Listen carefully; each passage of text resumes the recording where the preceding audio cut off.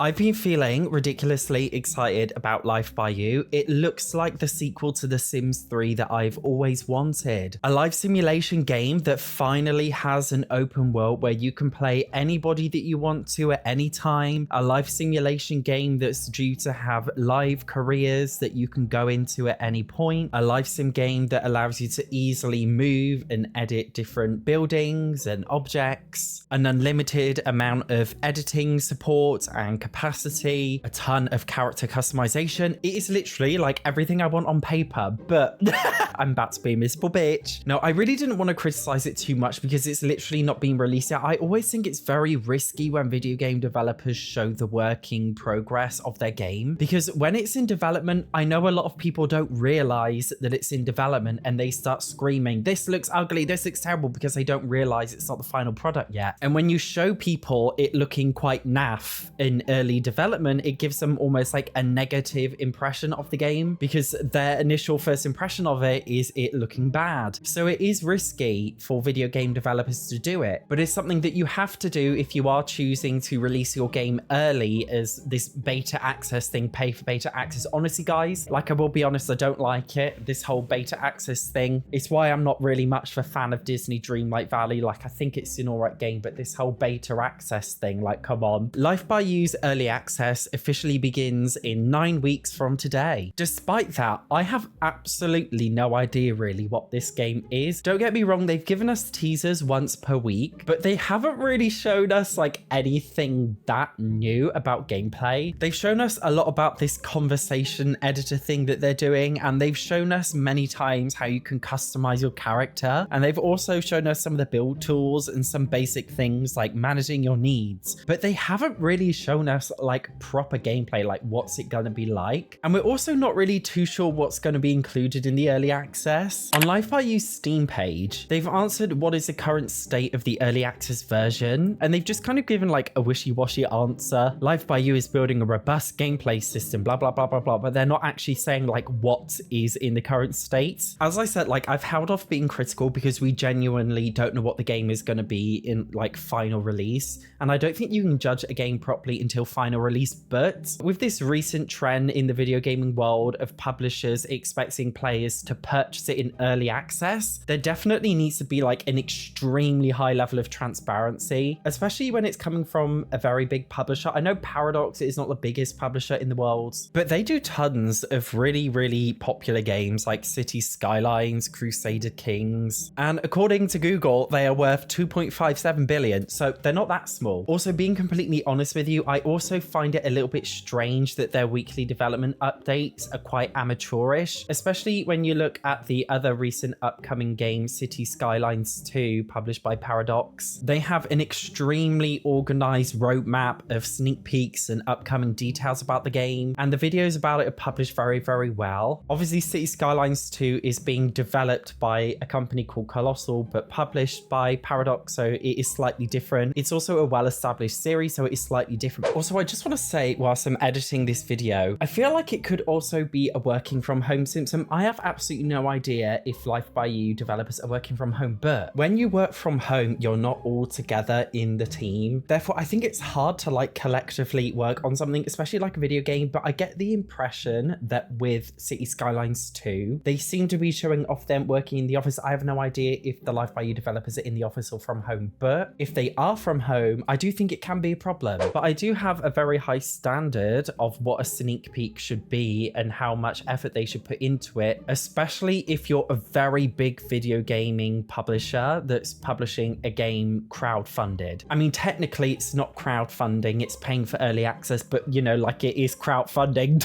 Let's not beat around the bush. And it's not just the lack of gameplay that they've really shown us that I'm a little bit concerned about, but also like some of the things that they haven't addressed. A lot of people have been addressing some issues with the art style. One thing I've been addressing a lot is that everything looks like it's been slathered in Vaseline. Their most recent sneak peek thing is a 7-minute long video showing how you can customize your character's body. And they did actually show off a section where you can remove the shininess on a slider, which makes me very happy because I do not want shiny characters. But I do still think they look a little bit odd. I think they look very bottom heavy. They have very long legs, but very small upper bodies. They did show how you can change the height of of your character, but the height seems to pivot from the lower body. So it seems like no matter what you choose, they're always like bottom heavy, and it kind of gives them like shortish looking arms. Also, I do think the hair is a little bit odd. It's just the way it's designed. It looks a little bit like wet hair. Like, don't get me wrong, the meshes are fine. I don't think it needs to be overly detailed, and it's fine looking a bit cartoony, but I just feel like it does need a lot more polish. I do actually appreciate that they're not going for this overly cartoony look. I like that they're going for something that's a little bit more realistic, but not so unrealistic that it's uncanny valley. But I do think they look a bit weird in the world, and they almost feel like they're too small for the world around them. I don't know how to explain it, but like their size just doesn't feel like it fits the dimensions of the game. Like, do you know what I mean? They definitely have a very long way to go, and because of that, I do wonder, is it too early for early access? If I had the choice between getting early access now and having it in quite a poor state versus getting early access in 4 months time and having it in a great state, I would rather wait, to be honest. When it comes to the development of anything, whether it's a video game, whether you're building a house or whatever it is, things never go to plan. You're always late on your deadlines, and it always takes longer than you think to sort everything out. And with early access, like when people are pre-ordering it for real money, you've got to give them that deadline. But I almost wonder, should they just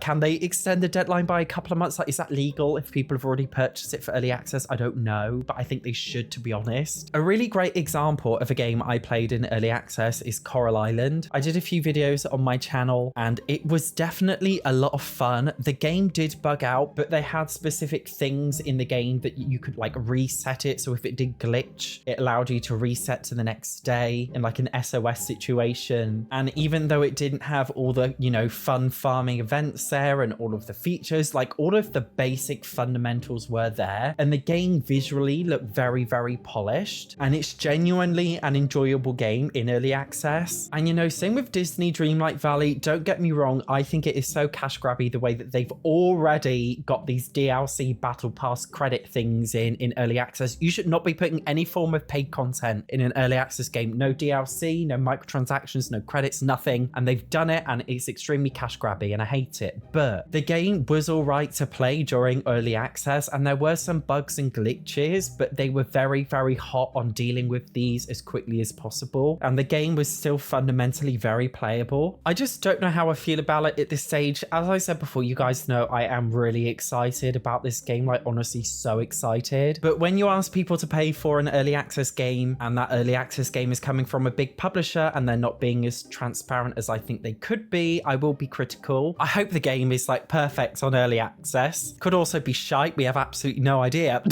Obviously I'm hoping it's not shite, I'm hoping it's extremely good. Like, I've already been thinking of video ideas to make involving Shanice in Life by You. Also, slightly unrelated, they haven't really given us any indication of whether or not you can actually like create a world. They said in the early access that it will come with only one town, but they haven't specified that like if the future full release of the game will come with a create a world tool. They haven't stated if it will come with the ability to transfer between different towns or like just visit a different town. And they haven't literally spoken about weather at all. I'm honestly praying weather doesn't come as DLC, like just because The Sims 4 is a cash grabby nightmare, like not every single life simulation game has to be that way too. Even Paralives are putting weather in the base game. I think it would be a great move for Life by You to put weather in their base game. I think it will give them an edge. I'm talking as like a business. I know nothing about business, so I'm unqualified to talk, but I definitely think it will give them an edge in terms of influencing simmers to play their game. I also think they should consider adding pets, just cats and dogs. None of this horse malarkey, but just cats and dogs. Basic at-home pets. If they put that in the base game of full release, it would make a lot of simmers very happy and make them want to buy the game. But we're just gonna have to wait and see for now because we literally have no information. Maybe they'll give us a little bit more information just before the early access comes out. I don't know. I have to wait and see anyway. Guys, I never ever say this in my videos, but do you know what? My SatchOnSims TikTok has 500,000 followers, and on YouTube we're not even close to that many subscribers. I never ask. Guys, subscribe if you watch my channel regularly. I would really appreciate it, and I would like a gold play button. I got my 2 silvers, and I would like a gold on top of that, and then I could finally say my full-time job as a YouTuber, not a TikToker. Also, on the subject of Coral Island, make sure you check out my Let's Play. It's only 3 episodes long, but it's literally hilarious and and so much fun. Thank you very much for watching this one. I will see you in the next one.